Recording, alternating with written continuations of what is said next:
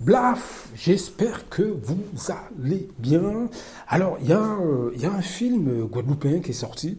Je ne l'ai pas vu, hein, mais le titre apparemment c'est Zion. Et le réalisateur c'est Cyprien Vial. Ben, écoutez, moi je suis super content. Je ne l'ai pas vu, hein, je ne l'ai pas encore vu. J'espère que ben, je le verrai. Oui, je compte le voir très bientôt. Donc, vous voyez, quand je vous dis dans tous ces audios que il y a, il y a une petite minorité parmi les Martiniquais, les Guadeloupéens, les Guyanais, les Congolais, les Camerounais, etc., qui font de grandes choses. Je veux dire, ils font de grandes choses. Le problème, c'est que ces artistes-là, et dans tous les domaines, c'est pareil, hein, ils sont confrontés à une population noire, française ou francophone, qui, eux, ne s'identifient pas à ce type d'initiative. Alors, ça a eu énormément de succès en Guadeloupe, apparemment, le film Zion. Et puis, apparemment, c'est pas le premier film hein, que les Guadeloupéens font. Donc, je suis très, très content, très fier d'eux. Mais nos artistes, d'une manière générale, ont beaucoup de mal, finalement, à promotionner leur travail. Mais pourquoi? Parce qu'ils sont face à des gens qui ne s'identifient pas à leur travail. C'est-à-dire que lorsque, par exemple, moi je suis martiniquais, j'en ai déjà parlé, hein, vous avez beaucoup de Martiniquais qui font des choses à partir des racines martiniquaises. Mais la majorité des Martiniquais ne s'identifient pas à leur travail. Pourquoi? Parce que c'est pas fait par un occidental ou une occidentale. Est-ce que vous voyez ce que je veux dire? Pour une majorité de Martiniquais, je dirais 50-60%, si celui qui dit ou fait quelque chose d'original, c'est pas un Gaulois, ou c'est pas il n'a pas les yeux bruns, bleus, les yeux bleus ou les cheveux blonds ou bruns, ça n'a pas d'importance. Est-ce que vous comprenez? Ça n'a pas d'importance. Par exemple, le film Zion, on pourrait le projeter dans toutes les salles de France et de Navarre, mais en France, mais très peu de Noirs français vont s'intéresser à ce genre de choses. Pourquoi? Ce ne sont pas des Occidentaux dans le film. Ça n'a pas été fait par un Occidental. La majorité des Noirs français ou francophones, pour eux, ils veulent bien être, je l'ai déjà dit, économiquement, hein, ils veulent bien aller voir des films où les Noirs s'entretuent entre eux. Vous voyez ce que je veux dire? Parce que c'est l'image qu'ils ont de leurs semblables.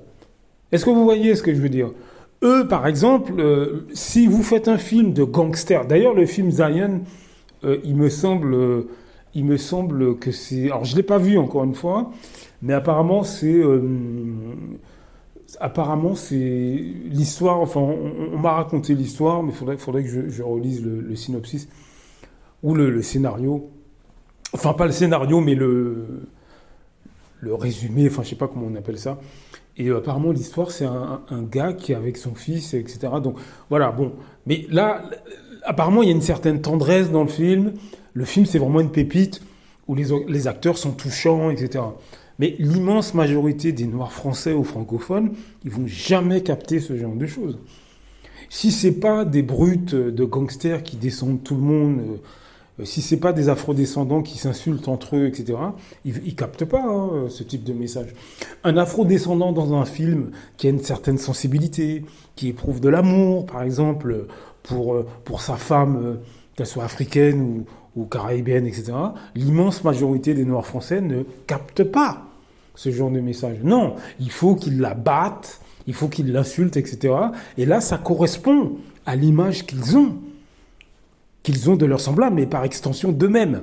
Mais eux ne se voient tellement pas comme faisant partie de la négritude que bon, ils mettent une distance, si vous voulez. Et comme je vous dis, tout le temps, économiquement, ça cause beaucoup de problèmes. Beaucoup de problèmes. Économiquement, ça cause beaucoup de problèmes. Beaucoup de problèmes.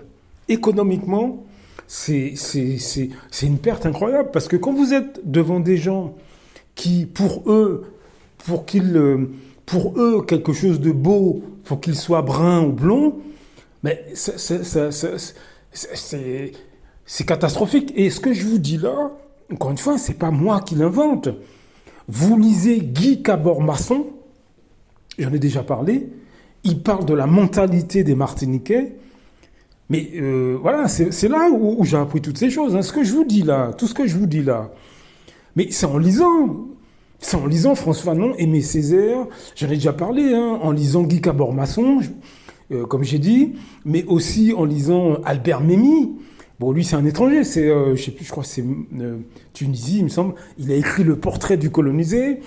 C'est en écoutant Stokely Carmichael, tous ces gens-là, hein, Marcus Garvey, etc. Ils parlent, ils expliquent toutes ces choses-là. C'est pas, je me suis pas levé un matin et puis ils expliquent hein, toutes ces choses. Ils expliquent et donc, si vous voulez, ce qu'on voit aujourd'hui du comportement de beaucoup de nos semblables. C'est directement décrit dans ces livres-là, je vous assure. Vous lisez Peau noire et masque blanc de Frantz Fanon, mais vous allez reconnaître 80% de gens qui vous entourent. Mais il faut aussi comprendre que ces comportements-là ont des répercussions économiques. Comme je viens de l'expliquer, nous avons des réalisateurs, par exemple, qui soient africains, qui soient afro-caribéens, etc., qui font des choses immenses, mais aussi des artistes, des chefs d'entreprise, etc., qui sont, pareil, africains ou afro-antillais, etc., mais ils sont niés complètement par l'ensemble des Noirs francophones parce que ce ne sont pas des Européens. Donc pour eux, ça n'a pas d'importance. Par exemple, Thierry Déo, par exemple, faites des recherches. Qui c'est Thierry Déo? Faites des recherches. Vous allez voir que la quasi-majorité des Noirs francophones ou français, je ne sais pas comment les appeler, mais ils connaissent pas, mais parce que c'est pas un Européen. Pour eux, c'est un crétin, c'est un con, qu'est-ce qu'il connaît même? Vous voyez ce que je veux dire? Par contre, le clodo qui sent mauvais dans la rue, pour eux, il a beaucoup plus d'importance. Il a beaucoup plus d'importance qu'un afrodescendant qui sera ingénieur. C'est ça la quasi-majorité des Noirs français. Qu'ils soient africains ou antillais. Là où on est trompé, si vous voulez, c'est simplement parce que ces gens font de l'afro-américanisme. Ils copient les clips vidéo des Noirs anglo-saxons, jamaïcains, afro-américains, etc. Maintenant, c'est nigérian. Maintenant. Parce qu'il y a l'afrobeat, j'en ai déjà parlé. Hein. Donc, ils essaient de copier ces gens-là. Mais en fait, moi, j'englobe tout ça dans le terme afro-américanisme. C'est-à-dire qu'ils prennent ce qu'ils veulent, ce qui les intéresse chez les afro-américains, et ils font comme si c'était à eux.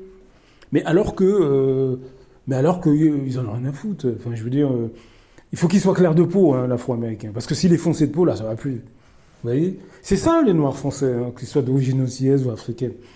Vous ne faites pas d'illusions. Et c'est pour ça qu'on est dans tous les problèmes dans lesquels on se trouve actuellement. C'est pour ça. Hein. C'est exactement pour ça hein, qu'on est dans tous les problèmes. Je vous assure, nous, on croit en permanence que c'est le racisme des Blancs, c'est le racisme des autres, etc. Oui, bien sûr, c'est un facteur.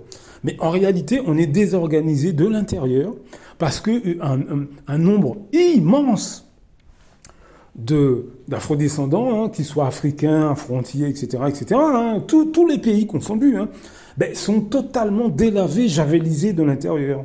Mais vu qu'ils pratiquent l'afro-américanisme que j'ai expliqué, vous ne vous rendez pas compte qu'ils sont comme ça. Est-ce que vous voyez ce que je veux dire? Ces personnes, vous les retrouvez au sein de vos familles, parmi vos amis, etc. Hein, ça peut être un frère, une sœur, père, mère, cousin, cousine. Hein. Vous voyez ce que je veux dire?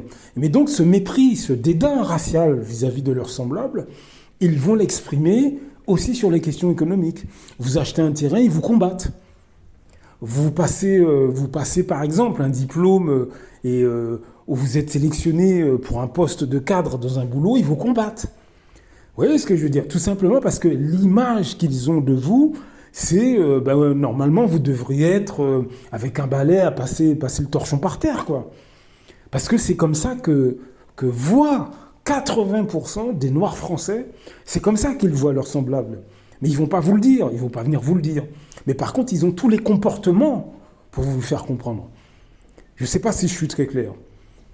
Donc en tout cas, essayez d'aller voir le film Zion. Moi, je ne l'ai pas encore vu, hein, pour être honnête. Mais de ce qu'on m'en a dit, c'est une pépite, de ce qu'on m'en a dit. Donc je suis très fier pour les Guadeloupéens, très très fier.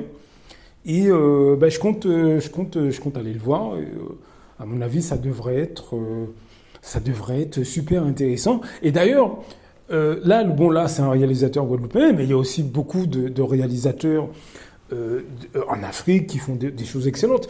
Vous savez, allez sur YouTube et tapez, par exemple, film de science-fiction africain ou film d'animation africain. Mais vous allez voir, il y a pourtant des petits jeunes hein, qui font des trucs, mais c'est génial. C'est vraiment génial ce qu'ils font. C'est vraiment, vraiment, vraiment, vraiment génial. Mais d'ailleurs, en Martinique, en Guadeloupe, etc., c'est la même chose. Vous avez des écrivains, moi j'aime beaucoup la science-fiction, vous avez des écrivains de science-fiction, par exemple, mais c'est génial ce qu'ils font, ils sont martiniquais, guadeloupéens, guyanais, etc. Donc il y a plein de choses. Le truc, c'est que ces productions artistiques rencontrent pas beaucoup d'écho au sein des Noirs français, tout simplement parce que ce ne sont pas des Occidentaux qui font ça. Est-ce que vous voyez ce que je veux dire? C'est pas même en termes des idées, en termes d'idées pour un noir français, dans l'immense majorité des cas, si j'en ai déjà parlé, si une idée ne vient pas, ou plutôt si une idée vient d'un Africain ou d'un Afro-Antillais, ça n'a pas de valeur, ça a beaucoup moins de valeur.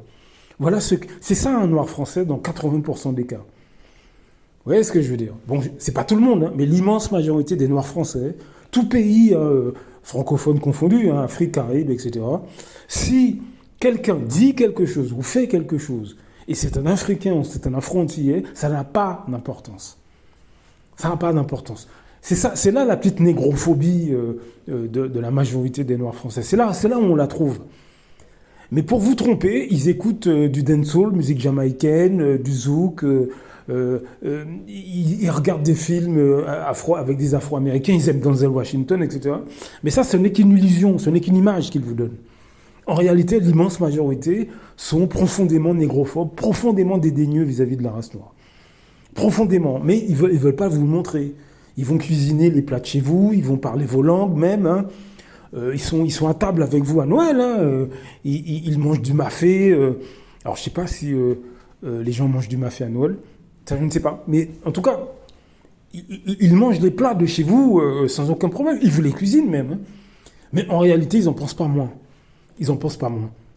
Donc voilà. En tout cas, allez voir le film Zion. À très bientôt.